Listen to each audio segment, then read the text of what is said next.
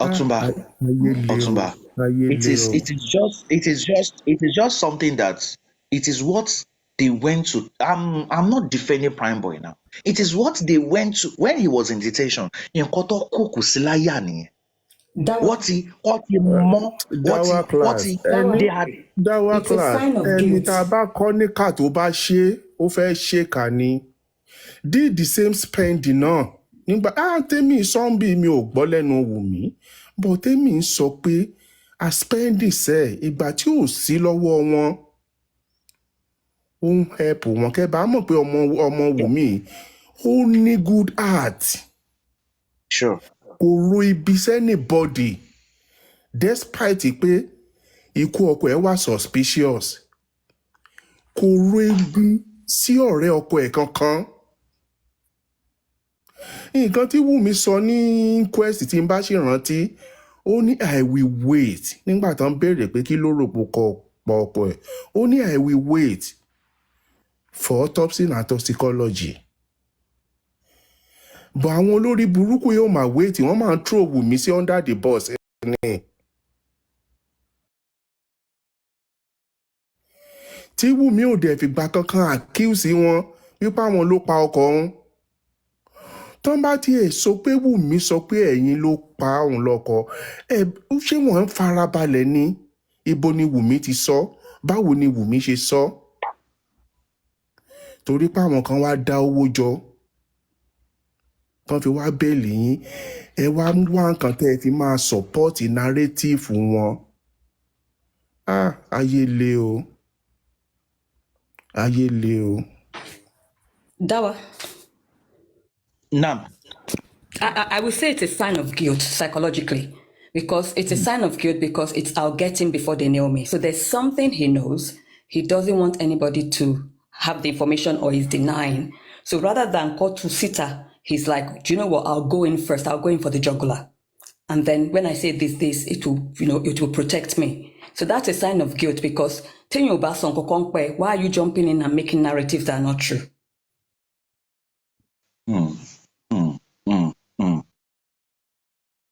I see where you're coming from, and in fact, it's actually a very big point, a very very big point.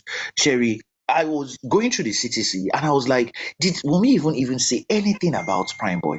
She said I didn't see the fight. I called people, and before then they had ended whatever would have. They even asked her, did you see anything? She said no. They even asked her to name names. She never named Prime Boy. She said Naira Marley, Sam Larry, Obele, Olele. Those were the names that Maisi. Those were the names she mentioned at the Corona inquest. So why is what Baby Soft like just said really makes a whole lot of sense right now.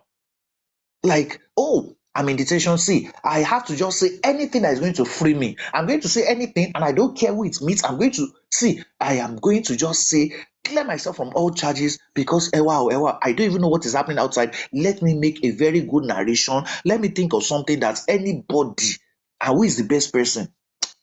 Let me attack this girl.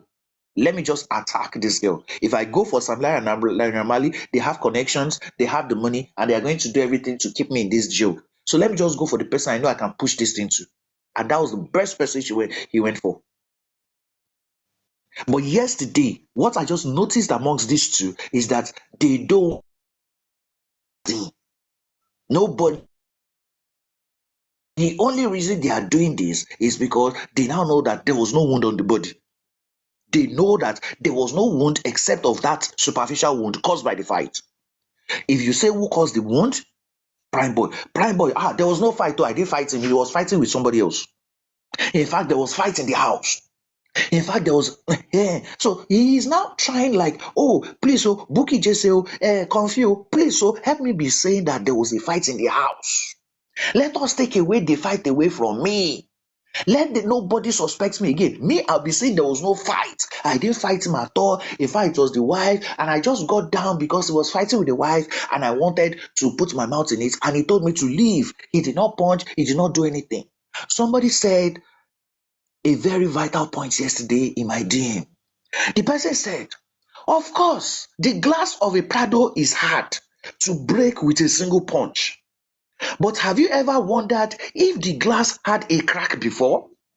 I'm not making a claim that the glass had a crack, but the person was thinking wide and said, what, a glass having a crack is very easy to break. Although the glass of a Prado is hard, what if, true, what if the glass had been repaired before and the glass that was replaced there was not that of the factory? Of course, it would have been easy to break. Or three, what if during the alteration that there was actually blow exchange between the two, and while they were separating them, it was an object that actually broke the glass, and Mohbad used his hand to break the glass. He said there are so many things surrounding that, but the fight occurred. Only see Let me give you, anything. sorry, Dawa, let me give you an instance with this car window thing.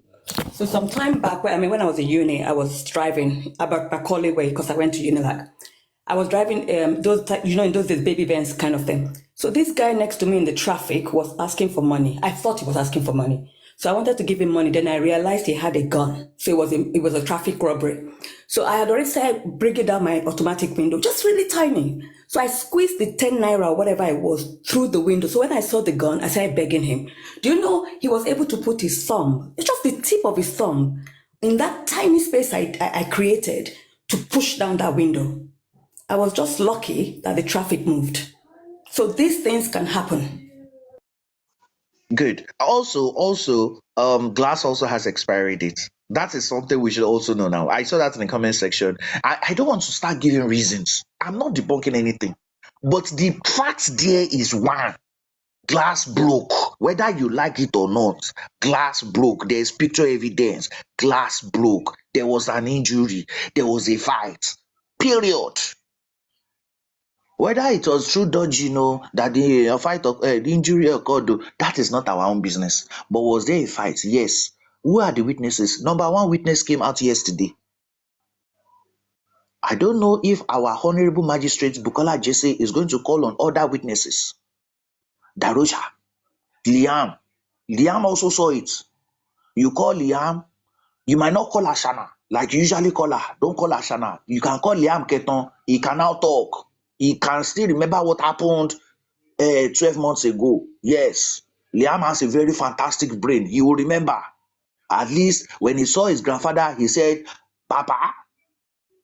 Liam can remember. So please summon Liam, summon Darusha, summon the driver. You've called on a witness that is pending. Spending has confirmed there was a fight. Ladies and gentlemen, I heard the submissions of everybody called at the coroner inquest yesterday. Thank you, our Honorable Magistrate Bukola Jesse. Thank you very much. But the same passion you are using for the child of someone, please use it for your own child too. At least you can call on the witnesses of the people that saw your own son robbing people. Call them to your magistrate court, àbí to your coroner inquest. Interview them also. Ṣọmọ mi jí yín ní phone? Ṣó jí yín lọ́sàn àbí apple? Because we heard he was stealing fruit. Yesterday you were saying you wanted to go and kí ló máa ń ṣe fún chicken gan? I want to go and season chicken. If you were seasoning chicken, why is your son stealing food? If you were seasoning chicken, why was your son stealing food? Stealing food, stealing phone. You said you were on Instagram, you were on Facebook, you were on TikTok. 3 phones. Kí ló dé? Why did you not give your son one? Why did you not give your son one of those phones that your son was incarcerated for phone and food stealing? Kí ló dé? Ọmọ ẹ ò rí nǹkan jí. Dawa just kills me. Kí n tó gbàgbé, ó yẹ kí n ti sọ ilé látànà. Aries olówó ogbó tó pera ẹ̀ ní Supreme Iron Lady olórí burúkú. Ìyá àgbà àyà tí ó ní jèrè ọmọ ẹ̀. Supreme Lady ibikíbi tó bá wà lórí ibi a ò ní jèrè ọmọ ẹ̀. Ìwọ gan ò ní jèrè ayé ẹ̀. wọ́n lọ sí inquest nsìn wọ́n tó parọ́ fún ẹ pẹ̀lú owó igbó tẹ̀ ná káàkiri o kàn ń wéèsì owó o mọ nǹkan tó máa fowó ṣe torí pé fẹ́ ní èwù mí ṣé o tún gbọ́n sìn prime boy ò sọ ní inquest pé ìjà wà àbí spending ò sọ ní inquest pé ìjà wà nílé spending ló jáde di tán fúnra ẹ̀ ṣé bóun tó ṣe lọ́n dìfẹ́ǹdì prime boy nìyẹn kò ń ṣe ṣó yẹn ni Mohbad ti ṣe inú ilé ni spending sọ pé wọ́n jà fún 2 hours Ray bàjẹ́ ṣòro lórí burúkú tó lọ gbé lọ́ọ̀yà dìde tó ń sọ́pọ̀tì prime boy Ray tán sọ òun náà ti debunk yẹn Ray ti bàjẹ́ tẹ́lẹ̀tẹ́lẹ̀ kò tó wá síjà inú ilé mọ́ báyìí olórí burúkú Aries supreme lady aláyé bàjẹ́ tí ò ní jèrè ayé ẹ̀ àníwò àtọ̀rẹ́ ẹ̀ ṣé jọ́sí for susi ní àbí kí lorúkọ ẹ̀ kí kéèsì tó parí ẹ̀ máa kàgbákò nínú kẹkú sórí kéèsì ẹ̀yìn aláyé bàjẹ́ àwọn ìyá àgbà ìyà bíbélì wá níwádìí ohun gbogbo dájú kó sì di òtítí ti òtítọ́ mú ọjọ́ tó wá sí bíbá ẹ̀ wọ́n fẹ́ èèyàn kan ṣe example fún ẹ that Tolani from beginning was supporting Baba. Tolani said she spoke with each member of the family, each member. And she was already decided before she even met Wumi. Kó tiẹ̀ tó pàdé Wumi ló ti mọ bàbá Mohbad. Ẹ̀yin náà mọ bàbá Mohbad ẹ̀ṣẹ̀ wà ń táṣìírí ẹ̀ sìn ẹ̀ mọ̀ láti lẹ̀. Aries tálàárọ̀ bá ní kó yẹ yín ọlọ́sàn ò ní jẹ́ kó yẹ yín. Kò ní yẹ yín lọ́sàn kò ní yẹ yín lálẹ́ ẹ̀yin olórí burúkú gbogbo yìí. Dáwàjọ́ má bínú jàre continue. Abiyamọ kì í ṣe pé àmọ́ ìtẹ̀ṣẹ́ yà á rọ̀rọ̀ mọ́. Èmi ti fẹ́ complete analysis mi but see people should not blame Ọ̀túnba for always coming on Aries. Look at what he just said now. Àtẹ̀dúpẹ́ pé spending ní jáde. So gbogbo owó òṣì tó Aries yẹn náà ń sìn no ibo ló ná sí ń sìn. You are supporting prime boy kìnìkan o gba lọ́ọ̀yà fún o ṣe kìnìkan kù àdánù owó kọ́ ló ṣe yẹn.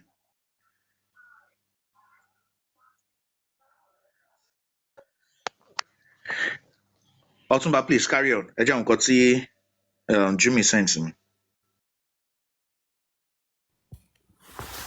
Dawa Oshie, thank you so much. Aries and co. Wọ́n lè má mọ òótọ́ but the kind of person tí Alọ́ba jẹ́ they knows wọ́n mọ nǹkan tí Josie wà after wọ́n mọ nǹkan tó wà after wọ́n mọ irú èèyàn tó jẹ́ kí ló dé táwọn náà take time wọn bíi ti Tọ́lání ọ̀rẹ́ níyì kí ló dé kan interview màmá Lọ́ládé àwọn kọ̀ọ̀kan tó wà lára rẹ̀ tó bá jẹ́ pé wọ́n ń ṣe ìkà. Túbà ẹ stop sọ bẹ́ẹ̀ Aries wọ́n ṣe fandis ọmọ òtítọ́ òun ni kò ṣe yá lára láti wá play voice note tó wà lọ́wọ́ ẹ̀ ó lóun ní voice note rẹpẹtẹ bí ó ṣe ń bá Tọ́lání sọ̀rọ̀ náà ló ṣe ń bá Aries sọ̀rọ̀ bọ̀ nítorí pé ìgbà yẹn òun àti Queen they are best of friends wọ́n fẹ́ exonerate spending. Wọ́n fẹ́ sọ wọ́n fẹ́ yọ spending. Òun àti ẹwà mú géèmù tó ń play sí Ọ̀túnba. The more tó fi yọ spending the more náà ṣe ń push ẹ̀ tó náà ṣe ń put ẹ̀ deep. Láti lọ sẹ́wọ̀n. Ìsìn torí pé òun àti Queen wa ń jà ó wá lọ sòdí àpòpọ̀ mọ́ prime boy láti máa fi spite Queen mọ géèmù tó ń play they know the truth right from the day pé wọn mọ òótọ́ yẹn èmi ò I don't no they know the truth they just choose where to stay òun ni wọ́n mọ nǹkan tó ń ṣe ipe wọn ò mọ̀ tọ́ yẹn òun ò ṣe tó bá yẹ pé òun ò ṣe gbé voice note ọwọ́ ẹ̀ jáde kó wá play ẹ̀ fún wa kò lè play ẹ̀ nítorí pé ó mọ̀ yìí pé àwọn èèyàn máa dá lẹ́bi pé you people are just wicked so ìwà máa yìí ẹ ti gbọ́ ọ̀rọ̀ tó sọ ẹ dẹ̀ tún yìí choose láti máa act this evil act ó mọ nǹkan tó ń ṣe ẹ má sọ yìí pé kò gbọ́rọ̀ ó lóun ní voice note rẹpẹtẹ kó wá play ẹ̀ fún wa kò lè play ẹ̀ nítorí pé ó mọ̀ pé òun mọ̀ nǹkan tóun ṣe gbogbo yín pátá ẹ máa jẹ̀yà Ọlọ́run àwọn àrọ́mọdọ́mọ yín gan wọ́n máa bá yín jẹ nínú ìyà yìí ẹ máa sọ̀rọ̀ yín lọ. ẹjọ́ mo ṣàfọlọ́run bẹ̀yìn ọlọ́run mo fi bẹ̀yìn tí n bá ti wà lórí pláfọ́ọ̀mù yìí kẹ́nìbọ̀dì má wàá máa praise race bí ẹ bá mi wọ́ọ̀nù mi dé kó má máa pè ní godmother ẹ̀ tí ìyá godmother bá ń jẹ́ kó lọ sáàbò kó lọ wá godmother. Sorry, Otumba Ejemabino, Jimmy, I saw what you sent. Then let me just quickly analyze it. Now, that video that you saw, that Prime Boy also pé Mohbad ń celebrate ilé tóun ṣẹ̀ṣẹ̀ ṣé bóyá ó ṣẹ̀ṣẹ̀ rà ni ilé tóun ṣẹ̀ṣẹ̀ rà. That thing is a lie. That thing is a lie. Mọ́tò tó ṣẹ̀ṣẹ̀ rà ló fi ń hàn kò ń ṣe ilé tó ṣẹ̀ṣẹ̀ rà. Ṣé ti gbọ́? So it is just laughable. Why did Prime Boy remove the voice of that record? Why did he? There were two things happening there. The car, the Jeep that he bought, and then they just moved into that apartment. So those were the things he was showing Prime Boy. Kò ń ṣe pé àwọn ṣẹ̀ṣẹ̀ ra ilé. So if ó bá sure fún Prime Boy kó gbé voice yẹn kó gbé sound padà sórí ibẹ̀ kó tó bá sure fún bàjẹ́bàjẹ́ kó gbé sound yẹn ó yọ sound kúrò ńbẹ̀ o but tó bá sure fún kó fi sound padà sí fídíò yẹn I don't know ṣé moderator wà ńbẹ̀ kí n fi fídíò yẹn fi hàn àwọn èèyàn. Can you now see that everything Baba was saying was from Prime Boy? Because Baba said his son bought a house, oh nowhere for many. He only said oh nowhere because he didn't really know the full information. So it's almost like he's echoing everything Prime says. So Prime was the one who told him about the baby, alleged baby being thrown. So Prime must have told him, he told me he bought a house. But Baba wasn't sure and he said, oh nowhere see many. And also, let me add to what you said. Gbogbo nǹkan tí wọ́n sọ wípé spending sọ ànọ́mbà ẹ̀ nísìnyí àmọ́ wípé spending kan ló sọ it was Prime Boy that told Baba and Prime Boy confirmed it by himself. Òun lòun sáré sọ fún Baba pé wọ́n ní wọ́n fẹ́ sọ ọmọ sílẹ̀ ní orí bridge. He said spending ló sọ fóun and spending said no, I didn't say that to you. So everything, and it was the same person that told Boss Rat. So it wasn't spending Obaya Koko, sorry. It was Prime Boy who spread the gospel of Iro Motuwon Bayi. I just want to add that to it. Benevolence is not here. I would have called for a motion that after this inquest, that can they please can they call Baba back to the Corona inquest? Because there are lots of questions and lots of questions that Baba needs to answer. Loads of questions that Baba needs to, and that is where you are going to see obstruction of justice coming from him. You're also going to see that he has been conniving with suspects. We're going to see a whole lot of things that you're now going to see that, so Baba knew all these things. He didn't say. If the public lawyer can do this, I can imagine. Dawa, thank you so much. Dan, thank you so much. Èmi náà ti fẹ́ suggest ìkíní nìyẹn. Nǹkan tó ṣe tó fi lè possible, tán fi lè gbé Wùmí padà wá. Kí ló dé ó yẹ kán lè ṣe náà kán gbé bàbá ẹ̀ padà wá. Then whoever tó bá ń believe Josie àti Prime Boy You are believing them at your own risk.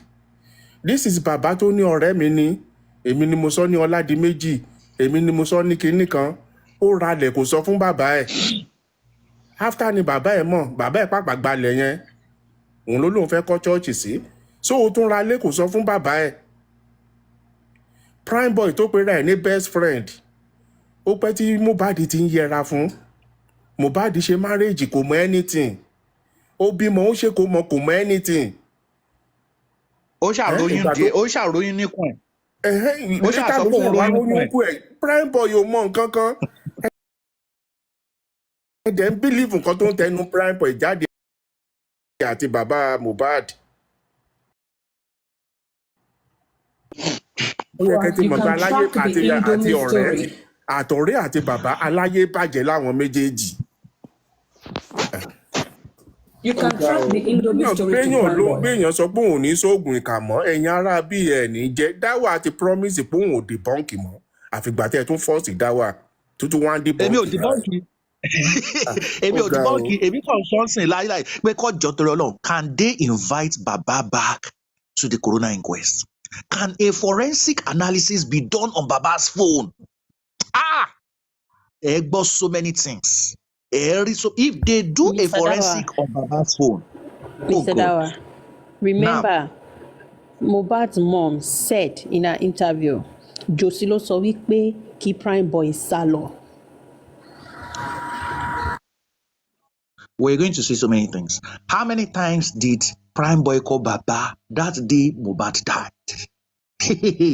Hey, was Baba still calling the nurse? Or how did the nurse go that day? How did the nurse go home that day? When did she go home? Has Baba... See, I'm giving open questions. These are questions that the public lawyer, I don't know what he or she can do. Kó gbé Baba padà wá. Let him come and explain what has been happening for the past 11 months. How did Mr. you know your Dawa, son died? you said we can interject you, right? Sorry. Yeah, I'm so sure. sorry. Another thing. Last week, Prime Boy ń jáde, ó ní bàbá ẹ bọ́ta o, tẹ́ bá bọ́ta wá mi á sọ̀rọ̀ àṣírí á tú o. Ṣe rí wípé camp wọn wá dàrú. Pé ọmọ ẹ máa tú àṣírí. Ló di wípé you know what? Ìgbà táàrin wọn ti ń dàrú yìí. Ní Queen sọ pé Spending, this is the right time for you to go out and say your truth, nothing but the truth. Spending came out, narrated the whole story.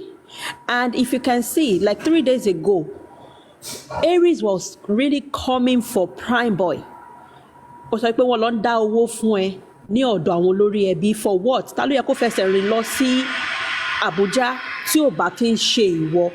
Maybe result yẹn ti wà lọ́wọ́ every one of them, and now they are looking for a way to cover up. Okay, after your Prime Boy, torí tá a bá your Prime Boy máa tú àṣírí Josie máa tú. Queen náà dẹ̀ wò pé you know what, àárín wọn ti ń dàrú. Spending, go out, go and talk right now. Something is definitely going wrong nínú team wọn. Cindy, do you know what I think it is? I think they tried to seal a deal, and the people, because of the problems that they're in, rebuffed it. So maybe they tried to seal the deal that somebody would bear a manipulation of the actual thing they did, and then somebody's rebuffed it, and then it's become a case of, look, before they get somebody else to do it and put it on me, I better start yelling. I think that's what it is. Maybe so something.